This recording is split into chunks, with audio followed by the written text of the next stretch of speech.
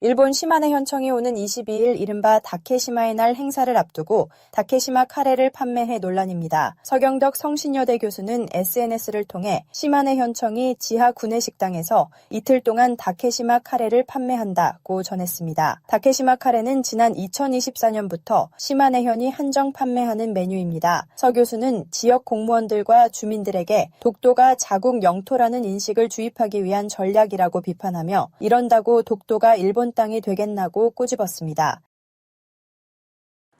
일본이 배타적 경제 수역 안에 있던 중국 어선을 납포했습니다. 중일 갈등이 고조된 상황에서 파장이 더 커질 것으로 보이는데요. 반면 한국과는 추가 정상회담 일정을 조율하는 등 관계를 지속적으로 개선하려는 모습입니다. 최진경 기자입니다. 일본이 나가사키 앞바다에서 중국 어선을 납포했습니다. 어선을 몰던 선장도 함께 붙잡았습니다. 일본 수산청은 배타적 경제 수역 안에서 정지 명령을 거부한 혐의에 따라 이뤄진 조치라고 설명했습니다. 지난 2022년 이후로 일본이 중국 어선을 억류한 건 이번이 처음입니다. 중국과 일본은 대만 유사시 개입을 시사한 다카이치 일본 총리의 발언 이후 3달째 대립각을 세우고 있습니다. 지난 2010년에도 일본이 센카쿠 열도 해역에 중국 어선을 납포해 갈등을 겪었던 만큼 이번 일이 현재 갈등에 파장을 더할 가능성도 있습니다. 반면 일본은 우리나라와의 관계에 있어선 비교적 조심스러운 자세를 보이는 모습입니다. 오는 22일 다케시마의 날 행사에 장관급 대신 차관급 인사를 보내는 방향을 검토하고 있는 걸로 알려졌습니다. 한일 양국 사이가 개선되는 기류를 고려해 행사 폐지를 주장해온 우리나라를 배려한 차원으로 풀이됩니다. 일본 내에선 다카이치 총리가 다음 달 미국 방문에 맞춰 한국을 찾아 이재명 대통령과 회담하는 일정을 조율 중이란 소식도 전해졌습니다. 지지통신은 회동 장소로 서울이나 이 대통령의 고향인 안동이 거론되고 있다고 보도했습니다. 앞서 두 정상은 지난달 다카이치 총리의 고향인 일본 나라현에서 회담을 가졌습니다. そして大統領とともに日韓関係を前に進めながら両国が地域の安定に連携して役割を果たしていくべきという考えを新たにしました。 양국이 셔틀 외교를 이어가겠다는 의지를 드러내온 만큼 올해 또 한 번의 정상회담이 성사될 수 있을지 주목됩니다. 연합뉴스TV 최진경입니다. 일본 중의원 선거에서 대승을 거둔 다카이치 사나이 총리가 평화헌법 개정 의지를 피력했습니다. 개헌을 위한 환경도 빠르게 조성하겠다고 밝혔는데요. 향후 한일 관계는 순탄한 기조가 유지될 것이란 관측이 많습니다. 장효인 기자의 보도입니다. 중의원 선거 압승으로 확고한 여대야소 구조를 등에 업은 다카이치 총리. 사실상 전쟁 가능 국가로 돌아가기 위해 전쟁 포기와 전력 보유 금지를 규정한 헌법을 고치고 안보를 강화하겠다는 뜻을 밝혔습니다. 国の理想の姿を物語るのは憲法です。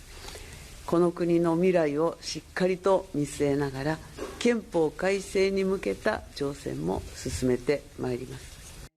빠르게 개헌 찬반을 묻는 국민 투표가 이뤄질 환경을 만들고 타국의 침략에 대비해 방위력을 끌어올리겠다고도 했습니다. 戦略3文書を前倒しで改定し、安全保障政策を抜本的に強化します。自らの国を自らの手で守る。その覚悟なき国を誰も助けてくれはしません。 적극 재정을 내세운 이른바 사나에노믹스도 추진하는데 본 예산이 120조엔을 넘는 역대 최대 규모로 편성될 가능성이 있습니다. 이런 가운데 오는 22일 일본이 독도 영유권을 주장하며 기념하는 다케시마의 날 행사가 향후 한일 관계 가늠자가 될 전망입니다. 취임 전 다카이치 총리는 행사에 참석하는 중앙정부 인사를 차관급에서 장관급으로 격상해야 한다고 주장했습니다. 다만 대만을 둘러싼 중일 갈등이 여전한 상황이어서 일본이 한국까지 자극하는 건 피할 거란 관측이 많습니다. 다카이치 총리는 이재명 대통령의 축하 메시지에 셔틀 외교를 통해 한국을 방문할 수 있길 기대한다며 미래지향적이고 안정적인 관계를 발전시키자고 화답했습니다. 연합뉴스TV 장효인입니다. 대통령실은 다카이치 사나이 일본 총리가 독도를 일본 영토라고 한 발언에 대해 독도는 역사적, 지리적, 국제법적으로 명백한 우리 고유의 영토라며 정면으로 반박했습니다. 대통령실 관계자는 다카이치 총리의 발언에 관한 입장을 묻는 말에 독도에 대한 영유권 분쟁은 존재하지 않는다며 이같이 말했습니다.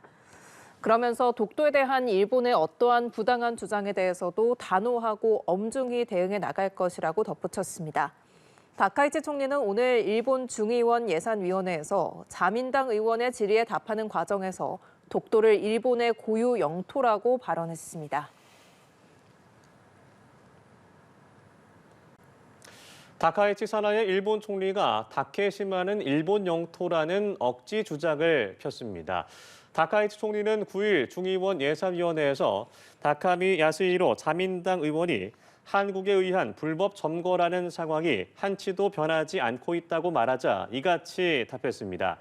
다카이치 총리는 다케시마는 역사적 사실에 비춰볼 때도 국제법상으로도 명백히 일본의 고유 영토라는 기본 입장에 근거해 의연하게 대응해 갈 것이라는 데 변함이 없다고 했습니다. 다만 시마네 현이 매년 2월 22일 열어온 다케시마의 날 행사에 정부가 파견할 대표의 급을 격상할지에 대해서는 언급하지 않았습니다. 사실상 차기 일본 총리직에 오를 다카이치 사나의 자민당 총재는 대표적인 우파 정치인입니다. 한일 관계에 적지 않은 파장이 일 것이라는 우려가 나오는데요.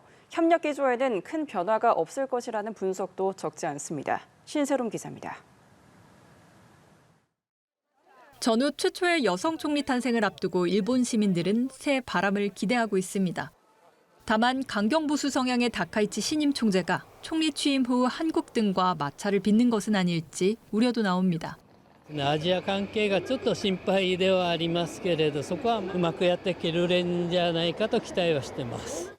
다카이치 총재는 강요 시절부터 태평양 전쟁 A급 전범들이 합사된 야스쿠니 신사를 정기적으로 참배하며 역사인식의 극우 성향을 보여왔습니다. 일본인으로서 당연한 행동일 뿐 외교 문제가 아니라는 주장입니다. それぞれの国のために従事られた方のご遺礼というものはそれぞれの国民が自らの心に従って行うものだと思います。 다카이치 총재는 취임 후 첫 기자회견에서 한미일이 협력해 나가지 않으면 안 된다면서도 야스쿠니 참배 여부에 대해서는 적시에 적절하게 판단하겠다고만 했습니다. 만약 다카이치 총재가 총리 재임 중 참배를 강행한다면 2013년 아베 신조 전 총리가 참배한 이후 첫 사례가 됩니다. 다카이치 총재는 영토 문제에서도 기존 내각보다 더 강경한 태도를 보일 수 있습니다. 지난달 27일 토론회에서는 일본이 독도 영유권을 주장하는 행사에 참석하는 정부 대표의 급을 차관급에서 장관급으로 격상하자고 했습니다. 전문가 의견은 엇갈립니다. 보수 지지층의 입장을 대변할 것이란 관측이 우세하지만 북중러가 밀착하는 상황에서 한국, 미국과의 관계를 관리하지 않을 수 없다는 전망도 있습니다. 한 전문가는 일본이 이재명 대통령을 우려했지만 실제로는 일본을 배려하는 것처럼 다카이치 총재도 실용 외교를 할 수 있다는 낙관적인 전망을 내놓기도 했습니다. 연합뉴스TV 신세롬입니다.